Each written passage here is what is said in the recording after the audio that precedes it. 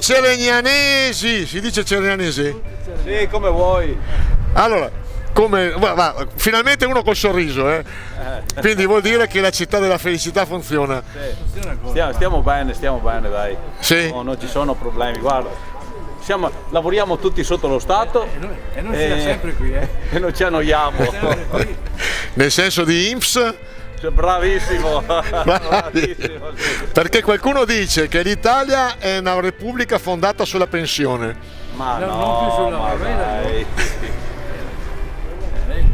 Io ho intervistato un po' di gente. Dicono, una volta era il paese della felicità. Perché una volta?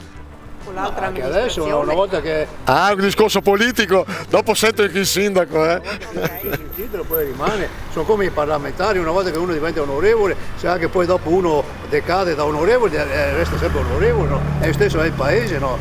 Resta sempre della felicità. Sempre quello della felicità. Però di solito, chiedo alla signora, uno con la felicità è un po' più allegro. Sto signore qua è un po' attapirato, è un po' meno. Questa mattina non si è stato felice. Non si è alzato bene. No, mi ha sempre bene.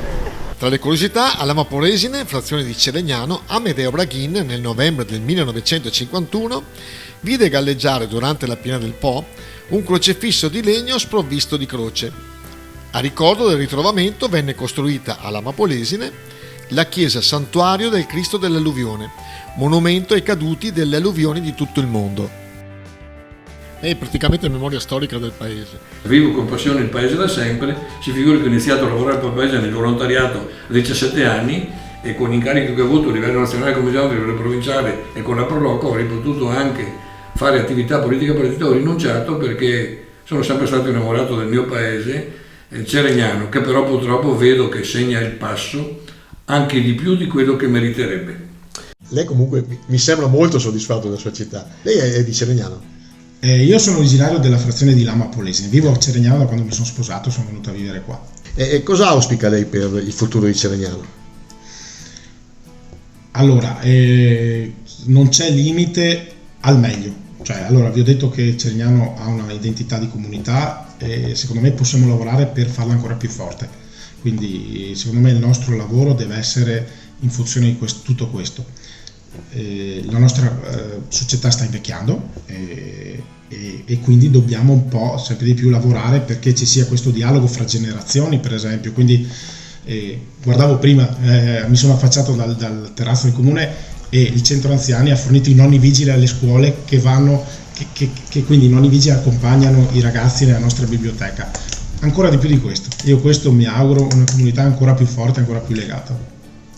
Grazie Sindaco. Grazie a voi. Puntata finita, prossima settimana saremo, non si sa, andiamo in un altro paese di questo straordinario Polesine.